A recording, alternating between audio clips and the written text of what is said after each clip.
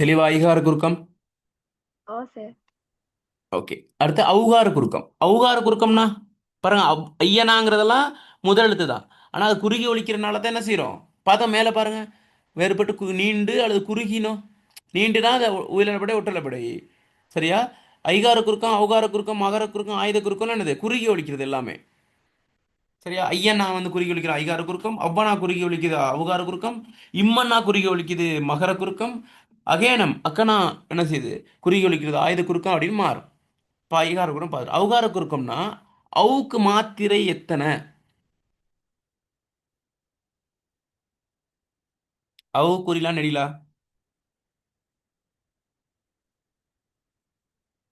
சொல்லுங்க. அவு குறிலா நெடிலா? ஒவ்வொன்னா குறில் எழுத்தா நெடில் எழுத்தா? ஒரு மாத்திரையா ரெண்டு மாத்திரையா? அப்படி குடும்பத்தில் ஒன்று. நெடில் நெடில் ஒவ்வொன்னாவுக்கு மாத்திரை ரெண்டு. சரியா? அப்ப பாதியா குறைஞ்சா எத்தனை? ஒன்று. சரியா? ஒன்று. ஔவை. ஔவை. ஔவை முன்ன சின்ன வயசுல உளவைன்லாம் வச்சிருக்காங்க, அந்த ஔவை. ஔவை அப்படிங்கும்போது அந்த அவ்வனாவுக்கு மாத்திரை ரெண்டு. ஏன்னா முதல் சொல்லின் முதல்ல தானே வருது. அதே கௌரவம். கௌரவம்ங்கிற அதுல அவ்வனா இருக்கா இல்லையா? கௌரவம்ங்கிற சொல்ல அவ்வனா இருக்கா இல்லையா? இருக்கா இல்லையா? இருக்கு. எப்படி? இக்கனா பிளஸ் அவ்வனா தான் இருக்கு கௌரவம். சார். இல்லைங்கதா? அப்ப கௌரவம்னு அழுத்தி சொல்றோமா, கௌரவம்னு சும்மா நார்மலா சொல்றோமா? நோமலா சொல்றோம். சரியா? எனவே அந்த நோமலா சொல்லும்போது அதாவது ஒரு எழுத்தோட சேர்ந்து வருது, அதனால தான் அது என்னது, அது சார்பு எழுத்துக்குள்ள வைக்கிறோம். சரியா? அந்த மாதிரி சொல்லுங்க, அவ்வனா வர மாதிரி சொற்கள். அவ்வனானா உயிர்மையா, கவ்வனா, பவ்வனா அப்படி. பௌத்தம். பௌத்தம்கள அவ்வனா வருது. பௌத்தம் நான் சொல்றோம் இல்லையா, பௌத்தம் அவ்வளவுதான். பௌத்த மதம். அந்த மாதிரி சொல்லுங்க பாப்போம் சொற்கள் கொஞ்சம். பௌத்தம். வௌவால். ஆ? வௌவால். வவ்வால். வவ்வால் வந்து அவுகார குறுக்கமா இல்ல நேரடியாக ஒலிக்குதா முழுமையான ஒலியோட? அவ்வார குறுக்கம். Very good. வௌவால் அவுகார குறுக்கம். என்னங்கதா? ஓகே. மகர குறுக்கம். மகர குறுக்கம் என்னவா இருக்கும்? நீங்க சொல்லுங்க பாப்போம். மகர குறுக்கம் என்னவா இருக்கும்? நீங்க சொல்லுங்க. வாசிக்க கூடாது எதையும் பார்த்து, நீங்களே சொல்லுங்க. மகரமான அரை மாத்திரையிலிருந்து கால் மாத்திரையாக உருகி ஒலிப்பது. கையில நோட்ஸ் இருக்கா? ஓ சார். ஆ ஓகே. பார்த்தீங்களா எப்படி கண்டுபிடிச்சேன்? ஓகே. சும்மா சொல்லுங்க நீங்க. சும்மா சும்மானா வாயால அப்படி சும்மா எக்ஸ்பிளைன் பண்ணுங்க. நோட்ஸ் பார்த்து இலக்கணம் படிக்கலாது. நம்ம புரியணும். நான் இலக்கணத்தில் நல்ல மார்க்ஸ் இருக்காந்தா ஆழமாக புரிஞ்சுக்கொள்ளணும். அந்த இது தான் அது வேர்ல இருந்து ஆரம்பிக்கணும். அப்போ தான் நமக்கு எம்சிக்யூல ஈஸியாக இருக்கும். மகர குறுக்கம்னா உம்மண்ணாவுக்கு மாத்திரை வந்து அரை. அது பாதியாக குறைஞ்சா காலா கால். சரியா?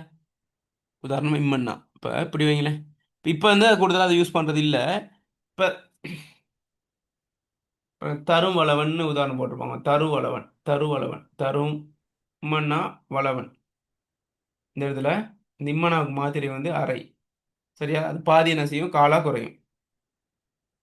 சரியா? தருமலவன், தருமலவன். இம்மனா வந்து அது லைட்டாக அப்படி உரைச்சிட்டு போகும். தருமலவன், தருமலவன். அப்போ இம்மனாவோட மாத்திரை வந்து ஒன்று. அது பாதியாக குறைஞ்சு காலை ஒலிக்கும். அதான் மகர குறுக்கம். ஆயுத குறுக்கம்னா என்ன? ஆயுத குறுக்கம்.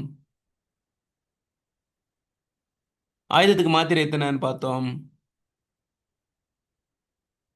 சார், ஓ.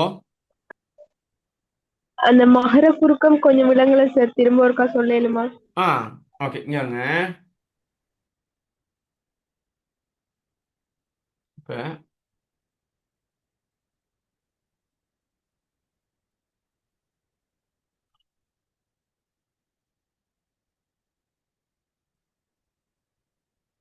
வாசிங்க.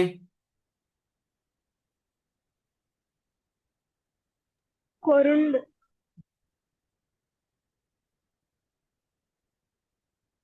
இந்த வாசிங்க.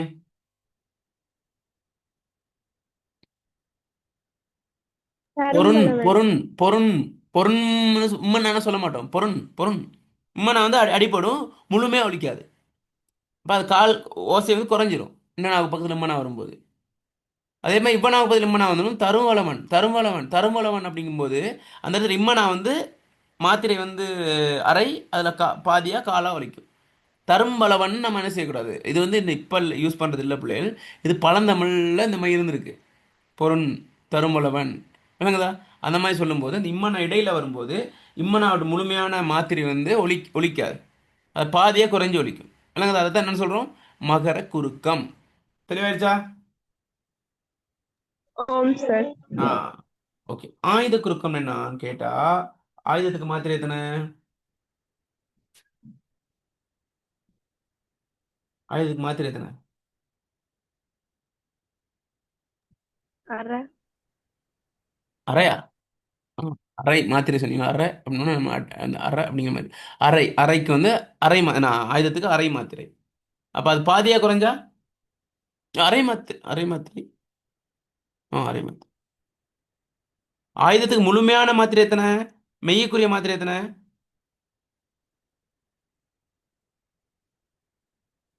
மெய்யெழுத்துக்குரிய மாத்திரை எத்தனை? 2.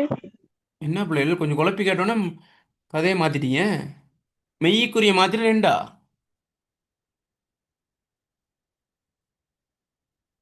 அரை உயிருக்குரிய மாத்திரை மாத்திரை. எத்தனை? குறிலுக்குரிய மாத்திரை மறந்துடுறீங்களே. குறிலுக்குரிய மாத்திரை எத்தனை? ஒன்று. நெடிலுக்குரிய மாத்திரை எத்தனை? 2. மெய்யுக்குரிய மாத்திரை எத்தனைன்னு சொன்ன முதல்ல? அரை. அரை. விளங்குதா? அப்ப அந்த மெய்யுக்குரிய மாத்திரை தான் ஆயுதத்துக்கு வரணும்னு சொன்னேன். அப்ப ஆயுதத்துக்கு எத்தனை மாத்திரை? அரை மாத்திரை. அரை. அப்ப ஆயுத குறுக்கம் என்கின்ற போது அது என்ன செய்யும், அந்த என்னது அந்த தனது மாத்தி வந்து குறை ஒலிக்கும். வந்து அகிரிணைன்னு சொன்னோம், அகிரிணை. அதே மாதிரி அகுது இகுது அப்படிங்கும்போது என்னது அது முழுமையா உச்சரிக்காது. விளங்குதா? இடையில வந்து சவுண்டு குறைச்சி கால் மாத்திரையே ஒலிக்கும். இதுதான் ஆயுத குறுக்கம். விளங்கிச்சா? அப்ப பாருங்க, இந்த 10ஐயும் நம்ம 10ல் 8 பார்த்துட்டோம். சரியா? இப்போ நம்ம பார்க்க வேண்டியது பார்த்தோன்னா, இது வந்து நோட்ஸ்னால உங்களுக்கு புரிஞ்சு கொள்கிற அளவுக்கு இருந்தால் போதும். இது போதும், இந்த விளக்கம் போதும். நோட்ஸ்லாம் அவசியம் பாடு இல்லை இதில். அப்போ இதில் ஹைலைட் எது? இதில் ஹீரோ யாரு? எக்ஸாமுக்கு வரக்கூடிய ஹீரோ யாரு?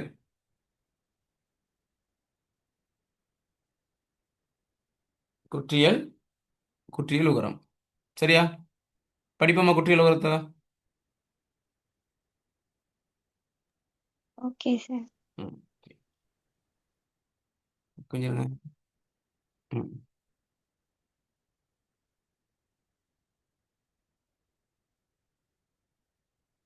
ஓகே. இது பெரிய ஒரு தலைப்பு தான், இருந்தாலும் நம்ம 10 நிமிஷம் தான் இருக்குது, இருந்தாலும் பரவாயில்ல, கொஞ்சம் டைம் எடுத்து அதை முடிச்சு விட்ருவோம்.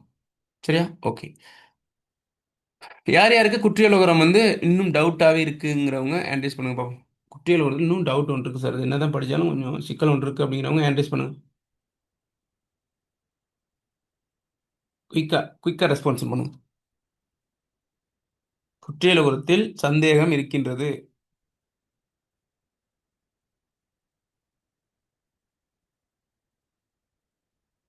3 பேர். 4 பேர். 4 பேருக்கு மட்டும் 5 பேர் 6 பேர். 6 பேருக்கு மட்டும் டவுட், மற்றவர்கள் தெளிவு. கேள்வி கேட்டால் கசகசன்னு சொல்லுவீங்க. சரியா? ஓகே. இப்போ பார்த்துருவோம் வேணா. இப்போ தான் மெல்ல கை வைக்கிறீங்க. ஓகே பாருங்க. குற்றியல் உகரம், அது பேர்லேயே நான் சொன்னேன், பேர்லேயே விட இருக்குன்னு சொல்லி அடிக்கடி அடிக்கடி உங்களுக்கு அதான் சொல்லிக்கிறேன். இந்த பேர்லேயே என்னது விட இருக்கு. குற்றியல் உகரம் அப்படிங்கும்போது குறுகி ஒலிக்கக்கூடிய உகரம். என்னது குற்றியல் உகரம்? உகரம்னா என்ன? உகரம்னா எதை சொல்றது? ஊனாவ. அகரம்னா எதை சொல்றது? ஆனாவ. ஆவனாவ இப்ப என்னன்னு சொல்லுவீங்க? ஆனாவ. அப்ப காணாவ ககரம்ங்கிறோம், ஊனாவ உகரம்ங்கிறோம், ஆனாவ அகரம்ங்கிறோம், ஆவனாவ என்னன்னு சொல்லுவீங்க? ஆகாரம்னா? ஆமா, ஆகாரம். அகரம் ஆகாரம் இகரம் ஈகாரம் உகரம் ஊகாரம் எகரம் ஏகாரம் அப்படிதான் போகும். ககரம் காகாரம் கிகரம் கீகாரம் அப்படி போகும். சரி, இப்போ நம்ம இங்க கவனிங்க. உகரம்னா ஊனா. என்ன எழுத்து? ஊனா. ஊனா. ஊனா வந்து குறிலா நெடிலா? ஊனா வந்து குறிலா நெடிலா. அந்த உங்களுக்கு இந்த யூடியூப்ல ஒரு ரெக்கார்டிங் போட்டு பாத்தீங்களா? புரியுது. ஊனாவுக்கு மாத்திரை எத்தனை? ஊனா குறில் தானே, எத்தனை மாத்திரை மாத்திரை அளவு எவ்வளோ? ஒன்று. ஒன்று. Very good. சரி, அப்ப குற்றியல் உகரம்னா குறுகி ஒலிச்சா பாதியா குறையும். அப்ப எத்தனை மாத்திரை? அரை அரை. மாத்திரை. அப்ப பேசிக் விஷயம் என்னன்னு கேட்டா, ஊனா முழுமையா ஒலிச்சா ஒரு மாத்திரை, அது சார்பெழுத்தா ஒலிச்சா அது வந்து என்னது? அரை மாத்திரையா ஒலிக்கும். ஓகே. அவன் முழுமையான ஒரு சொல்ல உருவாக்கும் போது முதல் எழுத்தா ஒரு அந்த ஊனா வந்துச்சுன்னா, இப்போ உண்டியல். உண்டியல்ங்கிற முழுமையா ஒலிக்கிறோமா பாதியா ஒலிக்கிறோமா? இதழ் குவிதா குவியலையா சொல்லி பாருங்க, உண்டியல்னு சொல்லி பாருங்க. ம். முழுமையா ஒலிக்கிறோம். ஆனால் இந்த உகரம் சொல்லுக்கிடையில வரும்போது, குறிப்பா ஒரு சொல்லின் கடைசியா வரும்போது சார் இந்த மாத்திரை வந்து குறுகி ஒலிக்கும். சரியா? உதாரணமா பாருங்க.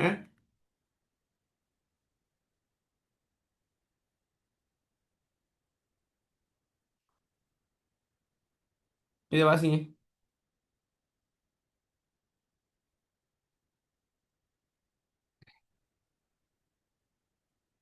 என்னது?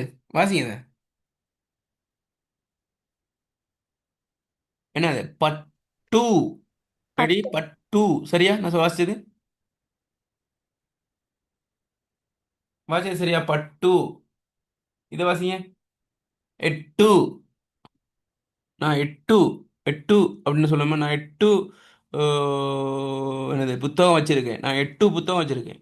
நான் பட்டு பாவாடை உடுத்திருக்கேன். சொல்லுவீங்களா இல்லை பட்டு பாவாடை உடுத்திருக்கேன் எட்டு புத்தகம் வச்சிருக்கேன்னு சொல்லுவீங்களா? எட்டு. பட்டு. பட்டு எட்டுன்னு தான் சொல்லுவோம். பட்டு எட்டு அப்படின்னு சொல்லாம ஆட்டம். எனவே உகரத்துக்குரிய மாத்திரைகளை ஒன்று, ஆனால் உகரம் சில இடங்களில் தன் மாத்திரை அளவினின்றும் குறைந்தொலிக்கும். அத்தகைய உகரம் தான் குற்றியல் உகரம். இதுதான் பேசிக்கான விஷயம். வாசிங்க அந்த முதல் பாயிண்ட்டை வாசிங்க ஒரு ஆள். குயிக்கா வாசிங்க. உகரத்துக்குரிய மாத்திரை அளவு ஒன்று, ஆனால் வாசிங்க ஒரு ஆள்.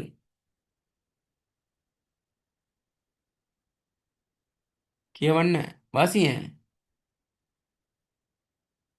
ஏன் பிள்ளை இப்படி செய்றீங்க? யாராவது ஒரு ஆள் அன்மியூட் பண்ணி வாசிங்க. ஒரு ஒரு ஒரு பாயிண்ட் வாசிக்க சொல்றேன்.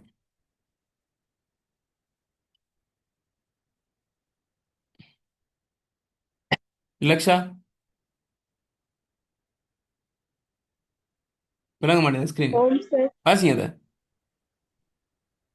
உகரத்துக்குரிய மாத்திரை அளவு ஒன்று, ஆனால் உகரம் சில இடங்களில் தன் மாத்திரை அளவிற்கு குறைந்தொழிக்கும். அத்தகைய உகரம் குற்றியல் உகரம் எனப்படும். Very good. சரியா? ஓகே. இது முதலாவது பேசிக். அடுத்ததான் விஷயத்துக்கு வரப்போறோம். தனி குற்றெழுத்து அல்லாத ஏனைய எழுத்துக்களின் பின் சொல்லின் இறுதியில் வல்லினமையின் மேல் ஏறி வரும் உகரம் குற்றியல் உகரம். அப்படி தனி குற்றெழுத்து அல்லாத ஏனைய எழுத்துக்களின் பின் சொல்லின் இறுதியில் வல்லினமையின் மேல் ஏறி வரும் உகரம் குற்றியல். இப்போ வாசிக்க போறீங்க எல்லாரும் சேர்ந்து கோரஸா வாசிக்க போறீங்க. சரியா? நான் சொல்லும்போது வாசிங்க. 1 2 3 4 5 சொல்லவே வாசிக்கணும். சரியா? 1 2 3 4 5 எல்லாம் சேர்ந்து வாசிங்க பார்ப்போம். ரெண்டாவது பாயிண்ட். தனி குற்றெழுத்து எல்லாரும் வாசிக்கணும். தனி குற்றெழுத்து. நான் திரும்ப திரும்ப சொல்றேன். 1 2 3 ரெடியாகுங்க. அல்லாத ஏனைய 1 2 3. ம். தனி தனி குற்றெழுத்து குற்றெழுத்து அல்லாத அல்லாத ஏனைய குற்றெழுத்து எழுத்துக்களின் அல்லாத பின் ஏனைய சொல்லின் எழுத்துக்களின் இறுதியில் வல்லினமையின் மேல் ஏறி வரும் வல்லினம் உகரம் மேல் குற்றியல் வரும் உகரம் உகரம் எனப்படும். குற்றியல் உகரம். ஓகே. திரும்ப ஒருக்கா வச்சிருங்க. ஒரே ஒரு தடவை. 1 2 3 வாசிங்க. தனி குற்றெழுத்து அல்லாத குற்றெழுத்து அல்லாத ஏனைய எழுத்துக்களின் பின் சொல்லின் இறுதியில் வல்லினமையின் மேல் ஏறி வரும் உகரம் குற்றியல் குற்றியல் உகரம் உகரம் எனப்படும். எனப்படும். Very good. சரியா? தனி குற்றெழுத்து அல்லாத ஏனைய எழுத்துக்கள் பின் சொல்லின் இறுதியில் வல்லினமையின் மேல் ஏறி வரும் உகரம் குற்றெழுத்து. இதான் என்னது உங்களுக்கு சிறுகுறிப்பு வந்து இந்த இதை கட்டாயம் எழுதணும். உகரத்துக்குரிய மாத்திரையில் ஒன்று, ஆனால் உகரம் தண்ணீர். அது அது பேசிக்கான விஷயம், அதை எழுதணும். மெயின் வந்து இதுதான். தனி குற்றெழுத்து அல்லாத ஏனைய எழுத்துக்களின் பின் சொல்லின் இறுதியில் வல்லினமையின் மேல் ஏறி வருகிறோம் குற்றி எழுகிறோம். இப்போ நம்ம என்ன செய்யும், இதை நம்ம ஆராய போகிறோம். ஆராய்ந்து விஷயத்தை நம்ம பார்க்க போகிறோம். அந்த என்னது அதில் சொல்லப்பட்டிருக்க விஷயம் அந்த வரைவிலக்கணத்தோட சம்மந்தப்படுத்தி நம்ம என்ன செய்யும், குற்றி எழுகிறதை விளங்கிக் கொள்ள போகிறோம். சரியா? ஓகே, கவனிங்க. தனி குற்றெழுத்து அல்லாத ஏனைய எழுத்துக்களின் பின் சொல்லின் இறுதியில் வல்லினமையின் மேல் ஏறி வருகிறோம் குற்றி எழுகிறோம். சரியா? ஓகே, கவனிங்க.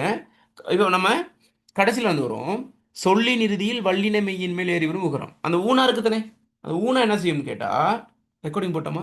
ஆ, ஊனாவை தானே இங்கே மெயினாக பார்க்குறோம். உகரம், குற்றியல் உகரம் தானே. இது என்ன செய்யணும்னு கேட்டால், ஒரு சொல்லோட இறுதியில் வரும். நம்ம அதில் பார்த்தோம், பட்டு, பந்து, வயிறு அப்படிங்கும்போது பாருங்க, டூனா, ரூனா, அந்த அந்த கடைசியில் வரும். ஒரு மெய்யோட இணைஞ்சு வரும். சரியா? அதான் முதலாவது விஷயம். அப்படி வரும்போது தான் என்ன செய்யுது, தனது மாத்திரிலிருந்து என்ன செய்யுது, குறைந்து ஒலிக்குதுன்னு நம்ம ஏற்கனவே பார்த்துட்டோம். சரியா? ஓகே, சொல்லின் இறுதியில் வருது. அதுவும் எதோட வருதுன்னு, குற்றியலுக்குறமா இருந்தால் எதோட வரணும்னு கேட்டால், சொல்லின் இறுதியில் வந்தாப்புல பத்தாது, வல்லினமையின் மேலே ஏறி வரணும். வல்லின எழுத்துக்கள் எத்தனை இருக்கு?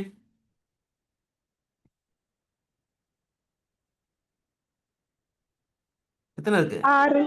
ஆ, என்னது? கச ட த பர, கசட தப்பர, இக்கிச் இட்டித் இப்பிட். அப்ப அதோட ஏறி வரணும். ஏறி வரணும் என்னது? சேர்ந்து வரணும். இக் இச் இட் இத் இப் இட். அப்ப இக்கோட ஊ சேர்த்தா என்னது? இக்கனா ஊனாவை சேர்த்தா கூனா. இச்சனாவோட ஊனா சேர்த்தா இக்குவும் என்னது? இக்குவும் என்னது? கூ. இச்சுவும் என்னது? சு. இத்துவும் து. இப்புவும் பூ. இச்சனா ஊனாவும் ரு. பாச்சா குசுடு துப்புரு. வாசிங்க எல்லாம் சேர்ந்து என்னது? குசுடு துப்புரு. அப்ப கடைசி எழுத்து என்ன செய்யணும்னு கேட்டா, ஒன்று கூனாவா இருக்கும், அல்லது சூனாவா இருக்கும், அல்லது தூணாவா இருக்கும், அல்லது பூனாவா இருக்கும், அல்லது ரூணாவா இருக்கும். குற்றியில் இருக்கிற சொல்னா அது கடைசி எழுத்து என்னென்ன எழுத்துக்களா இருக்கும் சொல்லுங்க? குற்றியில் இருக்கிற சொல் இருந்தா கண்டிப்பா வல்லினமையின் மேல் ஏறி வரும் உரமா இருக்கணும். அப்படியா இருந்தால் அந்த எழுத்து எனது ஒரு உயிர்மெய் எழுத்தா இருக்கும். ஏன்னா உயிரும் மெய்யும், உயிரும் உயிராகிய ஊனாவும் அதுக்கு முன்புள்ள மெய் வல்லின மெய்யும் சேர்ந்து உயிர்மெய்யா இருக்கும். அந்த உயிர்மை என்னென்னவா இருக்கணும்? கு, சு, டு, து, பு, ருவா தான் இருக்கணும். இப்போ இதை இது இது இது வருமானு பாருங்க. ஒரு குட்டியில் ஒரு சொல் நான் எழுதுனது சரியா வருமானு பாருங்க. உச்சரிக்கும் போது ஒரு மாதிரி தான் இருக்கும், ஆனா விதி அது இல்லை. இப்போ உதாரணமா கானா, தானா, ஊனா. வாசிங்க. என்னது? கதவு. கதவு. என்னது? கதவு. கதவு. கதவு. கதவுன்னு சொல்ல மாட்டோம், கதவுன்னு தான் சொல்லுவோம்.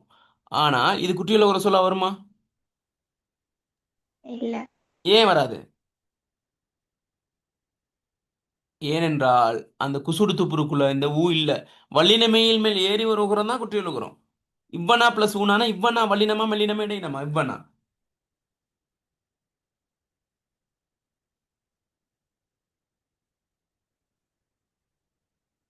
ம், சொல்லுங்க. இடையினம். இடையினம். சரியா? இடையினம். இடையினமையின் மேல் ஏறி ஒரு உகரமா தான் இருக்கு. அப்ப உண்மைக்குமே வல்லினமையில் ஏறி ஒரு உகரமா தான் இருக்கணும். விளங்கிச்சா? அந்த கடைசி பாயிண்ட் விளங்கிச்சா? வல்லினமையில் ஏறி ஒரு உகரம் தான் குற்றியல் உகரம். தெளிவாயிடுச்சா? தெளிவாயிருச்சா? அப்ப கடைசி பாயிண்ட் ஓகே. இப்ப முன்னுக்கு வருவோமா? பாருங்க, முன்னுக்கு போட்டிருக்காங்க, தனி குற்றெழுத்து அல்லாத ஏனைய எழுத்துக்களின் பின் சொல்லின் இறுதியில். தனி குற்றெழுத்து அல்லாத ஏனைய எழுத்துக்களின் பின் அதுதான் நமக்கு வேணும். அப்ப தனி குற்றெழுத்து நாப்பிள்ளைகள், தனி குற்றெழுத்து சொல்லுனா என்னன்னு கேட்டா, உதாரணமா பாருங்க, ரெண்டு எழுத்து சொல்லா இருக்கும். அந்த ரெண்டு எழுத்து உள்ள சொல்ல முதல் எழுத்து குறிலா இருக்கும். அதான் தனி குற்றெழுத்து சொல்லுங்கிறது. இப்ப உதாரணமா பல் அப்படிங்கிறோம், முதல் எழுத்து பானா, ரெண்டாவது எழுத்து இல்லைன்னா. அப்ப ரெண்டா பிரிச்சோம்னா, சமனா ரெண்டா பிரிச்சோம்னா, முதல் எழுத்து வந்து தனி குற்றெழுத்தா இருக்கும், குறில் எழுத்தா இருக்கும். தனியா ஒரு குறில் எழுத்தா இருக்கும். அதே பால்னு பிரிக்கிறோம் வைங்களே, பாவன இல்லை பால், இது ரெண்டா பிரிச்சா முதல் எழுத்து என்னவா இருக்கும்? தனி நெட்டெழுத்தா இருக்கும். என்னங்கதா? இப்போ முதல் பல்லுங்கிறது வந்து தனி குற்றெழுத்துள்ள சொல், பாலுங்கிறது தனி நெட்டெழுத்துள்ள சொல். ரெண்டு எழுத்துள்ள சொல்லுல முதல் எழுத்து குறிலா இருந்தா அது தனி குற்றெழுத்து சொல். ரெண்டு எழுத்துள்ள சொல்ல முதல் எழுத்து நெட்டெழுத்தா இருந்தா என்னன்னு சொல்லுவோம்? தனி நெட்டெழுத்து சொல். விளங்கிச்சா? அப்ப இங்க என்ன சொல்லியிருக்காங்க? தனி குற்றெழுத்து அல்லாத ஏனைய எழுத்துக்களின் பின்னா. இந்த மாதிரி பானா இல்லைனா, அதாவது ரெண்டு எழுத்துள்ள சொல்ல முதல் எழுத்து குறிலா இருக்கவே கூடாது. ரெண்டு எழுத்துள்ள சொல் மட்டும்தான். மூணு எழுத்துள்ள சொல்ல வரலாம், இப்போ பட்டுன்னு எழுதுறோம். பட்டு அப்படிங்கும்போது முதல் எழுத்து குறி எழுத்தாக தான் இருக்கு. ஆனால் அது ரெண்டு எழுத்துள்ள சொல்லு, மூணு எழுத்துள்ள சொல்லு தானே. அதன் அடிப்படையில் தானே இதை நம்ம வந்து இந்த குற்றியல் உரம் எடுக்கலாம். ஏன்னா இது வந்து தனி குற்றெழுத்தா இல்லாத, இது தனி ரெண்டு எழுத்துள்ள சொல்ல முதல் எழுத்து குறியில் வந்தால் தான் பிரச்சனை. மூணு எழுத்துள்ள சொல்லோ, நாலு எழுத்துள்ள சொல்லோ, எத்தனை எழுத்துள்ள சொல்லோ இருந்தாலும் முதல் எழுத்து குறியில் வந்து நமக்கு பிரச்சனையும் இல்லை. எது பிரச்சனைன்னு கேட்டால் தனி குற்ற ரெண்டு எழுத்துள்ள சொல்லல முதல் எழுத்து குறியிலா இருக்கக்கூடாது.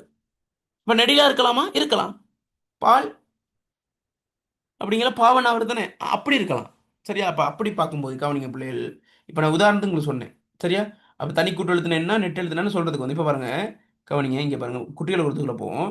இப்போ படு அப்படின்னு இருக்கு. படு அப்படிங்கிறத நம்ம உச்சரிக்கும் போது படுன்னு தான் சொல்றோம், படுன்னு சொல்லலை. ஆனால் உச்சரிக்கும் போது குற்றியல் உற சொல் மாதிரி தான் இருக்கு, குறையதான் பிடிக்குது. ஆனால் இதை நம்ம குற்றியல் உற சொல்ல எடுக்க இயலுமா? படு அப்படிங்கிறது எடுக்க இயலுமா? யாராவது சொல்லுங்க பார்ப்போம். படுங்கிற சொல்ல பாருங்க, குசுறுத்து பொருட்குள்ள டூனால தான் முடிஞ்சிருக்கு. அதை குற்றியல் உற சொல்ல எடுக்க இயலுமா? ஏழுமா ஏழாதா சொல்லுங்க, காரணத்தை சொல்லணும். ஏழுனா ஏன் ஏழும், ஏழாதுன்னா ஏன் ஏழாது? படுங்கிற சொல்ல குற்றியல் உற சொல்ல எடுக்க இயலுமா ஏழாதா? யாராவது ஒரு ஆள், யாராவது ஒரு ஆள் குயிக் பண்ணிங்கன்னா குயிக்காக முடிச்சு போடலாம். படுங்கிற சொல்ல குற்றியல் உரம் எடுக்கலுமா இல்லாதா? ஹலோ, பேசுங்க. அஃப்னாத், ஜைனப், வசீர். ஏற்க இயலாது. ஏன்னு கேட்டா, இது வல்லினமையில் ஏறிய உகரமா இருந்தாலும் கூட இது ரெண்டு எழுத்துள்ள சொல், முதல் எழுத்து குறில் அப்படிங்கிறதுனால அது என்ன செய்யலாது, குற்றியல் ஒரு சொல்ல எடுக்க இயலாது. சரி, ஓகே. இப்ப பாடுங்கிற சொல்ல எடுக்கலாமா? பாடுங்கிற சொல்ல எடுக்கலாமா? பேசுங்க. பாடுங்கிற சொல்ல குற்றியல் ஒரு சொல்ல எடுக்க இயலுமா? ஏழு ஏழு ஏழுமா இயலாதா? விளங்கல ஏழு சத்தமா. ஏழு. ஏழும். ஏன் ஏழும்? ரெண்டு எழுத்துள்ள சொல்லு தான், ஆனா முதல் எழுத்து குறியில நடிலா? நெடில். நெடில். நெடிலா இருந்தா எடுக்கலாம், குறியில இருந்தா எடுக்கலாம். அதைத்தான் சொல்றாங்க வரையலக்கணத்துல தனி குற்றெழுத்து அல்லாத ஏனைய எழுத்துக்கள்னா, இங்க தனி இப்ப படுங்கிற மாதிரி சொல் இல்லாம பாடு, பட்டு, அந்த மாதிரி சொற்கள். பாருங்க, இது தனி குற்றெழுத்து சொல்லலே. இந்த நடக்குது வந்து என்னது, இது தனி குற்றெழுத்து இல்லை. இப்ப ரெண்டா இப்ப இப்படி பிரிச்சோம்னா இதுல மூணு மூணு இப்ப பானா வந்து இப்ப இப்படி பிரிச்சா பானை டூனா டூ குட்டியில ஒரு சொல் இருக்குதுனே, குட்டியில ஒரு எழுத்து இருக்குதுனே, அதுக்கு முன்னுக்கு ஒரு கோடை போட்டா அப்ப படுங்கிறதுல குட்டியில ஒரு எழுத்துக்கு முன்னுக்கு ஒரு கோடை போட்டா பானா மட்டும் தான் மிச்சம் இருக்கும், தனியா இருக்கும். அதே பட்டுங்கிற சொல்ல நம்ம டூனாவுக்கு முன்னுக்கு கோடை போட்டா பானை எட்டுனா இருக்கும். அது தனி என்னது, தனியா இருக்காது, இன்னொரு எழுத்தோட சேர்ந்து தான் இருக்கும். விளங்குதா? அதை தான் தனி குற்றெழுத்து அல்லாத ஏனைய எழுத்துக்களின் பின் சொல்லின் இறுதியில் வல்லினமையின் மேல் ஏறி உருவரும் குற்றியல் உருவம்னு சொல்றோம். விளங்குதா? அப்ப என்னது, பாடு, பட்டு, வயிறு, சரியா? அப்படி சொல்லிக்கிட்டே போகலாம். விளங்கிச்சா? இப்ப உங்களுக்கு குற்றியலுகரம்னா என்னன்னு விளங்கிச்சா? குற்றியலுகரம் சொல்ல என்னன்னு விளங்கிச்சா? தெளிவா? ஆம் சார். இப்ப இப்ப வரையறுக்கிறத வச்சு பாருங்க. தனி குற்றெழுத்து அல்லாத ஏனைய எழுத்துக்களின் பின் சொல்லின் இறுதியில், அப்ப சொல்லின் இறுதியில் விளங்கிச்சுன்னா கடைசிக்கும் போது கடைசி எழுத்து எதுல வரும்? வல்லினமையில் ஏறி உருவகரமா தான் இருக்கும். சொல்லின் இறுதியில் வல்லினமையின் மேல் ஏறி வரும் உகரம் தானது குற்றியலுகரம். தெளிவாயிருச்சா? இப்போ குற்றியல் வகைகள் இருக்கு, அந்த வகைகளை வந்து நம்ம என்ன செய்வோம், இப்போ 8 10 ஆயிடுச்சுன்னா அப்போ நாளைக்கு பார்ப்போம். இப்போ இப்போதைக்கு குற்றியலுகரம்னா என்ன நினைங்கிச்சா? ஆம் சார். ஓகே. அதன் அடிப்படையில் நம்ம என்ன செய்வோம், இப்போ கிளாஸ் முடிப்போம். நாளைக்கு இதில் தொடர்ச்சி நம்ம படிப்போம். சரியா? ஓகே. இந்த கிளாஸ் பிரயோசனமாக இருந்துச்சா? இலக்கணத்தை ஸ்டார்ட் பண்ணியிருக்கோம் வருஷ கடைசியில். ஓகே. அந்த அடிப்படையில் நம்ம கிளாஸை ஸ்டாப் பண்ணுவோம். அந்த அடிப்படையில் இன்றைக்கு நான் நினைக்கிறேன் இறுதி நாள். சரியா? இன்றைய வருடம் என்னென்னோ அனுபவத்தை கொடுத்துட்டு போயிடுச்சு. அதில் நெகட்டிவ் இருந்திருக்கும், பாசிட்டிவ் இருந்திருக்கும், நன்மை இருந்திருக்கும், தீமை இருந்திருக்கும், துன்பங்கள் இருந்திருக்கும், இன்பங்கள் இருந்திருக்கும். ஆனால் எல்லாம் அனுபவங்கள் தான். சரியா? அப்போ ஏதோ ஒரு வகையில் நம்ம வாழ்ந்து முடிச்சிட்டோம் இந்த வருஷத்தை. சரியா? இன்னும் சில நொடிகளில் புது வருஷம் பிறக்க போகுது, 2026. இதில் 2026ஆம் ஆண்டும் எக்ஸாம் எழுத போகிற ஆக்கள் இருக்கீங்க, 2027ஆம் ஆண்டும் எக்ஸாம் எழுத போகிற ஆக்கள் இருக்கீங்க. சரியா? அப்போ இனி வரும் இந்த காலப்பகுதி, இவ்வளோ காலம் நமக்கு இயற்கையான அர்த்தம் அது இதுன்னு நிறைய பிரச்சனை வந்து முடிஞ்சிருச்சு. இனி வரும் 2026ஆம் ஆண்டு நமக்கு ஒரு சிறந்த ஒரு வருடமாகவும், நம்ம கல்வி கேள்விகளில் சிறந்து விளங்கி சிறந்த பெறுபேறுகளை பெறுவதற்கான ஒரு மன சக்தியையும் உடல் பலத்தையும் கொடுக்கணும். சரியா? அதுக்கு இயற்கை வந்து நமக்கு துணை புரியணுங்கிற வேண்டுதலோடு நம்ம என்ன செய்வோம், இன்றைய வகுப்பை நம்ம முடிப்போம். சரி, அனைவருக்கும் முன்கூட்டிய புத்தாண்டு நல்வாழ்த்துக்கள். Happy new year. சரியா, நாளைக்கு சந்திப்போம். ஓகே பிள்ளைகள்.